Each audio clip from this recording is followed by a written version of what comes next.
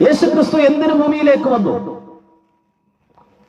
സർവശക്തനായ ദൈവം, സർവജ്ഞാനിയായ ദൈവം, സർവവ്യാപിയായ ദൈവം, സ്വയംഭൂവായ ദൈവം, സകലത്തിന്റെയും അധികാരമുള്ള ദൈവം ഈ ഭൂമിയിലേക്ക് ഇറങ്ങി വന്നത് മനുഷ്യനെ പാപത്തിൽ നിന്ന് പുറത്തു കൊണ്ടുവരാനാണ്.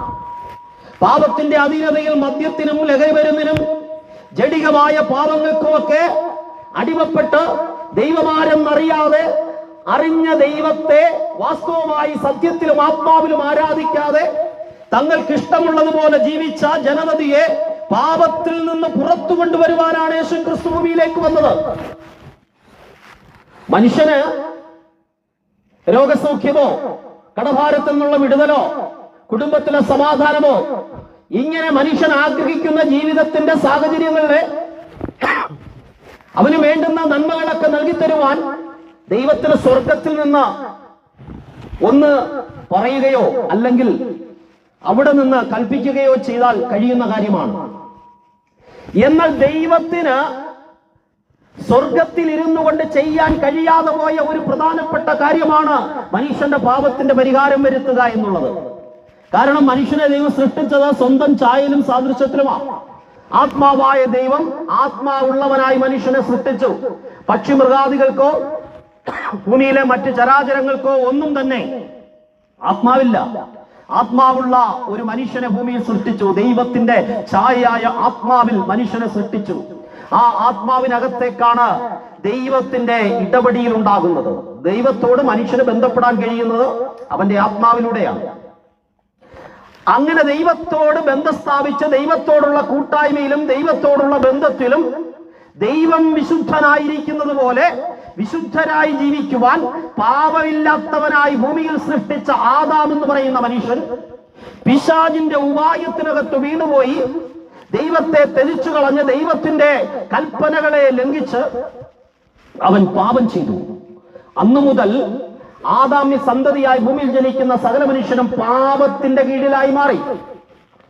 ആദാമിനെ ദൈവം സൃഷ്ടിച്ചത് പാപമില്ലാത്തവനായിട്ടാണ് സൃഷ്ടിച്ചത്. പാപപ്രകൃതിയില്ലാതെ ഭൂമിയിൽ സൃഷ്ടിച്ച ആദാം പാപം ചെയ്ത് ദൈവത്തിൽ നകന്നുപോയി. അങ്ങനെ അവനിൽ പാപം പ്രവേശിച്ചു. അന്നു മുതൽ ഇന്നു വരെയും ആദാമിന്റെ സന്തതികളായി ഭൂമിയിൽ ജനിക്കുന്ന സകല മനുഷ്യനും പാപത്തോടെ ജനിക്കുകയാണ്.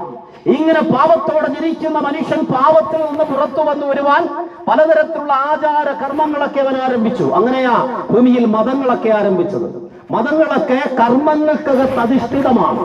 കർമ്മങ്ങൾക്കകത്തും ആചാരങ്ങൾക്കും അധിഷ്ഠിതമായ മതങ്ങൾ രൂപം കൊണ്ടു. ആ മതങ്ങൾക്കകത്ത് മനുഷ്യൻ ദൈവത്തെ പ്രസാദിപ്പിക്കുവാൻ ശ്രമിച്ചു. ചെയ്താലും തീരാത്ത കർമ്മങ്ങൾ, ജീവിച്ചിരിക്കുമ്പോഴും മരിച്ചതിന് ശേഷവുമൊക്കെ മനുഷ്യൻ കർമ്മങ്ങൾ ചെയ്യുകയാണ്. ആത്മാവിന്റെ മോക്ഷത്തിന് വേണ്ടി നിരവധിയായ കർമ്മങ്ങൾ ചെയ്തുകൊണ്ടിരിക്കുന്നു. പക്ഷേ ഈ കർമ്മങ്ങൾ കൊണ്ടൊന്നും മനുഷ്യന് പാപത്തിൽ നിന്ന് പുറത്തു വരുവാനോ മനുഷ്യന് നിത്യജീവൻ പ്രാപിക്കുവാനോ കഴിയാതിരിക്കുമ്പോ മനുഷ്യനെ പാപത്തിൽ നിന്ന് പുറത്തു വരുവാൻ അവൻ ചെയ്യുന്ന ഒരു കർമ്മം കൊണ്ടും ഒരു ആചാരം കൊണ്ടും ഒരു മതഭക്തി കൊണ്ടും അവൻ ചെയ്യുന്ന ഒരു ദാനധർമ്മം കൊണ്ടും സൽപ്രവൃത്തി കൊണ്ടും കഴിയാതിരിക്കുമ്പോ മറ്റൊരു മാർഗത്തിലൂടെയും മനുഷ്യന് പാപത്തിൽ നിന്ന് പുറത്തു വരാൻ കഴിയാതിരിക്കുമ്പോ മാനവകുലത്തെ മനുഷ്യനെ പാപത്തിൽ നിന്ന് പുറത്തു കൊണ്ടുവരുവാൻ സ്വർഗം വിട്ട താണഭൂമിയിലേക്ക് മനുഷ്യരൂപത്തിൽ ദൈവമായവൻ ഇറങ്ങി വരുവാനിടയായി തീർന്നു. സ്വർഗത്തിൽ ദൈവത്തോടുള്ള സമത്വത്തിൽ വസിച്ചവൻ, ആ തേജസ്സിനകത്ത് വസിച്ചവൻ, തന്റെ തേജസ്സിനെ മാറ്റിവെച്ച കൃപയും സത്യവും നിറഞ്ഞവനായി ഈ ഭൂമിയിൽ കന്യകയിൽ നിന്ന് ജാതനായി ഈ ഭൂമിയിലേക്ക് അവതരിക്കുവാനിടയായി. യേശു ക്രിസ്തു ഭൂമിയിൽ ജനിക്കുന്ന 500 വർഷം മുമ്പ് ജീവിച്ചിരുന്ന യേശയ്യ പ്രവാചകൻ ഇങ്ങനെ വിളിച്ചു പറഞ്ഞു, കന്യക ഗർഭം ധരിച്ച് ഒരു മകനെ പ്രസവിക്കും. അതെ, യേശു ക്രിസ്തു എന്ന സത്യദൈവം, ഏക സത്യദൈവം, ഏക രക്ഷിതാവ്, ലോകരക്ഷിതാവ് സാധാരണ ഒരു മനുഷ്യരെ പോലെ കന്യകയിൽ നിന്ന് ഭൂജാതനായി ഈ ഭൂമിയിലേക്ക് വരുവാനിടയായി തീർന്നു. പുരുഷ സ്പർശമേൽക്കാതെ ജഡത്തിൽ നിന്നല്ലാതെ കന്യകയിൽ നിന്ന് അവൻ ഭൂമിയിലേക്ക് വരുവാനിടയായി. കാരണം എന്താണെന്നറിയാമോ? ആദാമ്യ പാപത്തിന്റെ അവസ്ഥ കൂടാതെ സ്വർഗത്തിലെ ദൈവം പരിശുദ്ധാത്മാവിനാൽ മറിയത്തിന്റെ അകത്തുൽപാദിതമാക്കിയ യേശു ക്രിസ്തു എന്ന ലോകരക്ഷിതാവ് സാധാരണ ഒരു മനുഷ്യരെ പോലെ കുഞ്ഞായി ജനിച്ച് ഇവിടെ വളർന്നു.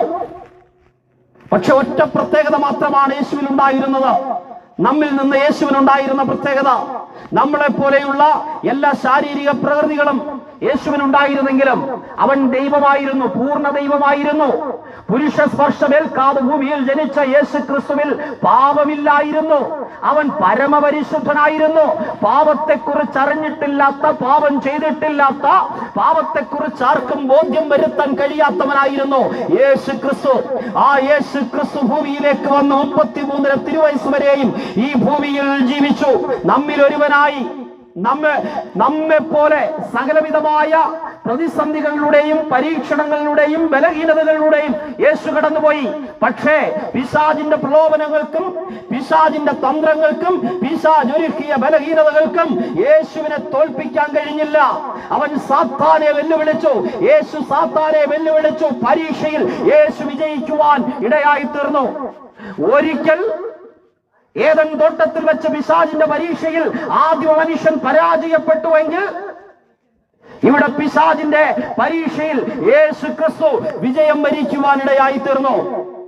പിശാചിന്റെ സകല പരീക്ഷണങ്ങളെയും പരാജയപ്പെടുത്തിക്കൊണ്ട് മനുഷ്യന് പാപത്തെ ജയിച്ച് ജീവിക്കാൻ കഴിയുമെന്ന് യേശു ഒരിക്കൽ കൂടി തെളിയിച്ചു. മാത്രവുമല്ല, മാനവകുലം പാപത്തിന്റെ അധീനതയിൽ കിടക്കുമ്പോൾ അവനെ അതിൽ നിന്ന് പുറത്തു കൊണ്ടുവരുവാൻ മറ്റൊരു മാർഗവുമില്ല. പാപത്തിന്റെ ശിക്ഷ, പാപത്തിന്റെ ശമ്പളം മരണമെന്നാണ് വേദപുസ്തകം പറയുന്നത്. പാപത്തിന്റെ ശിക്ഷ അനുഭവിക്കാതെ മനുഷ്യന് പാപത്തിൽ നിന്ന് പുറത്തു വരാൻ കഴിയില്ല. എന്നാൽ ഞാൻ അനുഭവിക്കേണ്ട, എന്നെ കേൾക്കേണ്ട പ്രിയപ്പെട്ടവരെ, നാം ഓരോരുത്തരും അനുഭവിക്കേണ്ടുന്ന പാപത്തിന്റെ ശിക്ഷ യേശു തന്റെ ശരീരത്തിന്മേൽ വഹിച്ചു. യോർദാൻ ആറ്റിൽ ഇറങ്ങി നിന്ന് യേശു സ്നാപക യോഹന്നാന്റെ കൈക്കീഴിൽ സ്നാനപ്പെടുമ്പോ സ്വർഗം തുറന്നു. ആത്മാവ് പ്രാവുന്ന പോലെ അവന്റെ മേലേക്ക് ഇറങ്ങി വന്നു. സ്വർഗത്തിൽ നിന്നൊരു ശബ്ദമുണ്ടായി. ആ ശബ്ദം ഇങ്ങനെയാണ്: ഇവൻ എന്റെ പ്രിയപുത്രൻ, ഇവനിൽ ഞാൻ പ്രസാദിച്ചിരിക്കുന്നു. എന്താ ശബ്ദത്തിന്റെ അർത്ഥം? സ്വർഗത്തിലെ ദൈവത്തിന്റെ ഇഷ്ടമായിരുന്നു മാനവകുലത്തിന്റെ പാപം മുഴുവൻ സ്വന്തം ശരീരത്തിൽ യേശു വഹിക്കണമെന്നുള്ളത്. പാപമില്ലാത്ത പരമപരിശുദ്ധനായ യേശു ക്രിസ്തു മനുഷ്യന്റെ പാപം മുഴുവൻ സ്വന്തം ശരീരത്തിൽ വഹിച്ചപ്പോ സ്വർഗം അവനെ നോക്കി വിളിച്ചു പറഞ്ഞു: ഇവൻ എന്റെ പ്രിയപുത്രൻ, ഇവരിൽ ഞാൻ പ്രസാദിച്ചിരിക്കുന്നു. അങ്ങനെ മാനവകുലത്തിന്റെ മുഴുവൻ പാപവും സ്വന്തം ശരീരത്തിൽ വഹിച്ചുകൊണ്ട് പാപമില്ലാത്തവൻ മനുഷ്യന് വേണ്ടി പാപമായി മാറി. കാൽവരിയുടെ കൊലക്കളത്തിൽ അവൻ യാഗമായി തീരുവാനിടയായി തീർന്നു. യേശു ക്രിസ്തു മനുഷ്യന്റെ പാപത്തിന്റെ പരിഹാരത്തിനായി, എന്റെ പാപത്തിന്റെ പരിഹാരത്തിനായി, എന്നെ കേൾക്കുന്ന പ്രിയപ്പെട്ടവരെ, നമ്മുടെ ഓരോരുത്തരുടെയും പാപത്തിന്റെ പരിഹാരത്തിനായി യേശു കാൽവരിയിൽ യാഗമായി തീരുവാനിടയായി തീർന്നു. യേശു ക്രിസ്തുവിന്റെ യാഗത്തിലൂടെ മാത്രമാണ് പാപമോചനം. ഹിന്ദുവായി ജനിച്ചവനും ക്രിസ്ത്യാനിയായി ജനിച്ചവനും മുസൽമാനായി ജനിച്ചവനും ഏത് ജാതി മത വർഗ വർണ്ണ വ്യത്യാസമില്ലാതെ ജനിച്ചവരും പാപത്തിൽ നിന്ന് പുറത്തു വരുവാൻ ഒരൊറ്റ മാർഗമേ ഉള്ളൂ: യേശു ക്രിസ്തുവിന്റെ കാൽവരി ക്രൂശുമരണത്തിലൂടെ അല്ലാതെ ആർക്കും പാപത്തിൽ നിന്ന് പുറത്തു വരാൻ കഴിയില്ല. അതിനാ യേശു ഭൂമിയിലേക്ക് വന്നത്. അവൻ മനുഷ്യനായി വന്നത് മനുഷ്യനെ പാപത്തിൽ നിന്ന് പുറത്തു കൊണ്ടുവരാനാ. അവൻ മനുഷ്യനായി വന്നത് മനുഷ്യന്റെ പാപം സ്വന്തം ശരീരത്തിൽ വഹിക്കാനാ. അവൻ മനുഷ്യനായി ഭൂമിയിലേക്ക് വന്നത് മാനവകുലത്തിന്റെ പാപത്തിന്റെ പരിഹാരത്തിനായി മരണത്തിലൂടെ കടന്നു പോകാനാണ്. അങ്ങനെ അവസാനത്തെ ശത്രുവായ മരണത്തിലൂടെയും യേശു കടന്നുപോയി മാനവകുലത്തെ പാപത്തിൽ നിന്ന് പുറത്തു കൊണ്ടുവരുവാനിടയായി തീർന്നു. യേശു ക്രിസ്തു ഭൂമിയിലേക്ക് വന്നത് ക്രിസ്ത്യാനികളെ രക്ഷിക്കാനല്ല. യേശു യഹൂദ മതത്തിലാണ് ജനിച്ചത്. എന്നാൽ യഹൂദ മതത്തിൽ ജനിച്ചവരെ രക്ഷിക്കാൻ വേണ്ടി മാത്രമല്ല യേശു ഭൂമിയിലേക്ക് വന്നത്. യേശുവിന്റെ ജന്മസമയത്ത് മാലാഖമാർ പാടിയ മനോഹരമായ പാട്ടുണ്ട്: സകല ജനത്തിനും വരാനുള്ള മഹാസന്തോഷം ഞങ്ങൾ നിങ്ങളോട് സുവിശേഷിക്കുന്നു. ഇത് സകല ജനത്തിനും വേണ്ടിയുള്ളതാ. യഹൂദന് വേണ്ടി മാത്രമുള്ളതല്ല, ക്രിസ്ത്യാനിക്ക് വേണ്ടി മാത്രമുള്ളതല്ല, ഹിന്ദുവിന് വേണ്ടി മാത്രമുള്ളതല്ല, അല്ലെങ്കിൽ മുസൽമാന് വേണ്ടി മാത്രമുള്ളതല്ല. സകല ജാതി മത വർഗ വർണ്ണ വ്യത്യാസമില്ലാതെ സകല മനുഷ്യനും വേണ്ടി ദൈവം ഒരുക്കിയിരിക്കുന്ന രക്ഷയാണ് യേശു ക്രിസ്തു. സകല മാനവകുലത്തിനും രക്ഷാകരമായ പദ്ധതി അത് യേശു ക്രിസ്തുവിന്റെ കാൽവരി ക്രൂശുമരണത്തിലൂടെ യേശു ചെയ്യുവാൻ ഇടയായി തീർന്നു. അതുകൊണ്ട് പാപത്തിന്റെ പരിഹാരത്തിനായി കർമ്മങ്ങളില്ല, ആചാരങ്ങളില്ല, അനുഷ്ഠാനങ്ങളില്ല. ഇനി ഒരു മാർഗത്തിലൂടെയും പാപത്തിന്റെ പരിഹാരമില്ല. പാപത്തിന്റെ പരിഹാരത്തിനായി ഒരേ ഒരു മാർഗം, യേശു ക്രിസ്തു എന്ന ഏക രക്ഷിതാവായ യേശു ക്രിസ്തുവിന്റെ കാൽവരി ക്രൂശുമരണം. ആ ക്രൂശുമരണം എനിക്ക് വേണ്ടിയാണ് എന്റെ യേശു കാൽവരിയിൽ മരിച്ചത്. എന്റെ പാപത്തിൽ തന്നെ പുറത്തു കൊണ്ടുവരാനാണെന്ന് ആര് വിശ്വസിച്ച് അത് ഹൃദയത്തിൽ ഏറ്റെടുത്ത് യേശുവിനെ രക്ഷിതാവായി സ്വീകരിക്കുമോ അവർക്കെല്ലാം ഈ രക്ഷ സൗജന്യമായി ലഭിക്കുകയാ. അത് ക്രിസ്തു മതത്തിൽ ജനിച്ചവരായാലും ഏത് മതവിഭാഗത്തിൽ ജനിച്ചവരായാലും ഈ യേശുവിനെ ഹൃദയത്തിൽ രക്ഷിതാവായി സ്വീകരിച്ച യേശുവിന്റെ കർത്തൃത്വത്തിന്റെ കീഴിൽ വരുന്ന ഒരു വ്യക്തിക്ക് മാത്രമേ രക്ഷ അനുഭവിക്കാൻ കഴിയൂ എന്ന് വേദപുസ്തകം പറയുന്നു.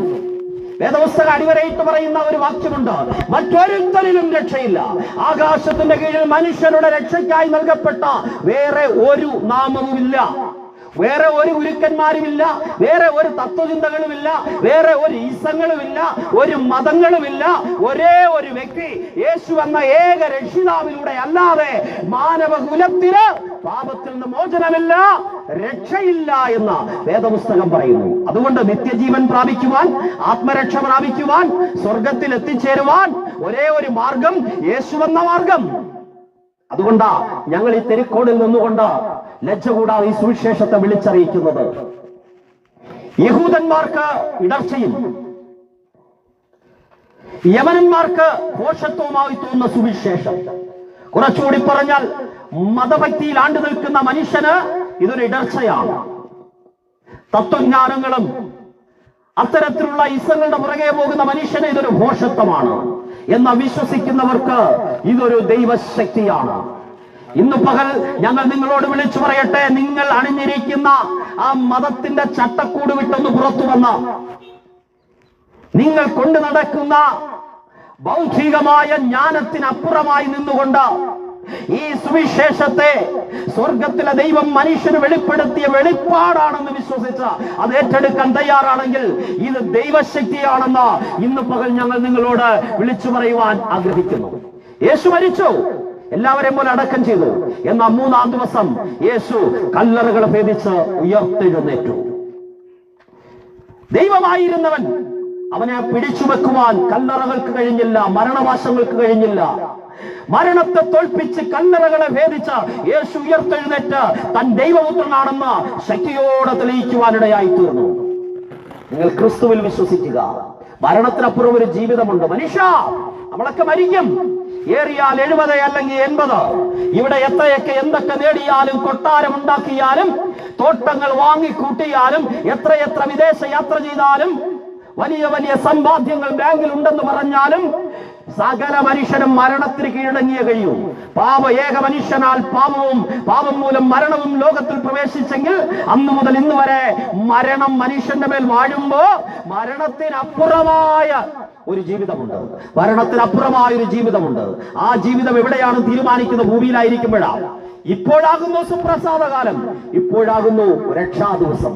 ഇവിടെ ഈ ഭൂമിയിൽ ജീവിച്ചിരിക്കുന്ന ഈ കാലഘട്ടത്തിൽ തീരുമാനിക്കണം നിങ്ങളുടെ നിത്യത എവിടെയാണെന്ന്. ഇവിടെ യേശുവിനോടൊപ്പം യാത്ര ചെയ്യുന്നവർക്ക്, യേശുവിൽ വിശ്വസിച്ച് സത്യദൈവത്തോട് നിരപ്പ് പ്രാപിച്ച് ആത്മാവിലും സത്യത്തിലും ദൈവത്തെ ആരാധിച്ച് ജീവിക്കുന്ന മനുഷ്യന് മരണശേഷവും ദൈവത്തോടൊപ്പം നിത്യതയിൽ വിശ്രമിക്കാം. അല്ല, ഇവിടെ പാപത്തിന്റെ പ്രവൃത്തികൾക്കകത്ത് നിങ്ങൾ ജീവിക്കുകയാണെങ്കിൽ തീർച്ചയായും നിങ്ങൾക്ക് വേണ്ടി ഒരുക്കപ്പെട്ടിരിക്കുന്നത് നിത്യമരണമാണ്, നിത്യമായ ന്യായവിധിയാണ്. അതിനെക്കുറിച്ച് വേദപുസ്തകം ഇങ്ങനെ പറയുന്നു, ജീവപുസ്തകത്തിൽ പേരെഴുതി കാണാത്ത സകലരെയും തീപ്പൊയ്കയിൽ തള്ളിയിടും. ആ നിത്യ ന്യായവിധിയുടെ ദിവസം, വെള്ളസിംഹാസനത്തിൽ നിന്ന് ലോകത്തെ ന്യായം വിധിക്കുവാൻ യേശു കർത്താവ് വരുന്ന ആ ദിവസം നിങ്ങൾ നിത്യന്യായവിധിക്ക് അകത്തകപ്പെട്ട നിത്യമായ നരകത്തിലേക്ക്, ചാകാത്ത പുഴുക്കളുടെയും കെടാത്ത തീയുടെയും നടുവിലേക്ക് നിങ്ങളും തള്ളിപ്പോകാതിരിപ്പാൻ ഈ സുവിശേഷത്തെ ഇന്ന് പകൽ ശ്രദ്ധിച്ച ഈ സുവിശേഷത്തിന് നിങ്ങൾ ചെവി കൊടുക്കണമെന്ന് ഞങ്ങൾ ആഗ്രഹിക്കുന്നു. ഞങ്ങൾ നിങ്ങളോട് അഭ്യർത്ഥിക്കുകയാണ്. യേശുക്രിസ്തു വരാൻ സമയമായി. കാലം അതിന്റെ അവസാന ലാപ്പിലേക്ക് ഇങ്ങനെ നീങ്ങിക്കൊണ്ടിരിക്കുകയാണ്. ലോകസംഭവങ്ങൾ, ലോകത്ത് നടക്കുന്ന യുദ്ധങ്ങൾ, യുദ്ധശ്രുതികൾ, ലോകത്ത് സംഭവിച്ചുകൊണ്ടിരിക്കുന്ന ഓരോ വിഷയങ്ങളും നമ്മളോട് വിളിച്ചു പറയുന്നു, ഇതാ ക്രിസ്തുവിന്റെ വരവ് സമാഗതമായി. മധ്യാകാശത്തെ യേശു എഴുന്നള്ളും. മധ്യാകാശത്ത് സകല ദൂതസഞ്ചയവുമായി യേശു കർത്താവ് എഴുന്നള്ളുമ്പോ, കാഹളം ധ്വനിക്കുമ്പോ, ഇവിടെ ക്രിസ്തുവിനെ രക്ഷിതാവായി സ്വീകരിച്ച് സ്നാനപ്പെട്ട ആത്മാഭിഷേകം പ്രാപിച്ച ആത്മാവിലും സത്യത്തിലും ആരാധിക്കുന്ന സകല ജനത്തിനും അവനോടൊപ്പം മധ്യാകാശത്തിലേക്ക് കടന്നു എന്ന അവനോടൊപ്പം ഇന്ന് വിശ്വാസത്താൽ ആരാധിക്കുന്ന കർത്താവിനെ മുഖാമുഖം കണ്ട് അവനെ ആരാധിക്കുവാനും അവനോടൊപ്പം നിത്യതയിൽ യുഗയുഗങ്ങളായി വസിക്കുവാനും കഴിയും. ഇതാണ് ക്രിസ്തീയ പ്രത്യാശ. ആ പ്രത്യാശയിലേക്ക്, ആ സന്തോഷത്തിലേക്ക്, ആ സ്നേഹത്തിലേക്ക് നിങ്ങളെയും ക്ഷണിച്ചുകൊണ്ട്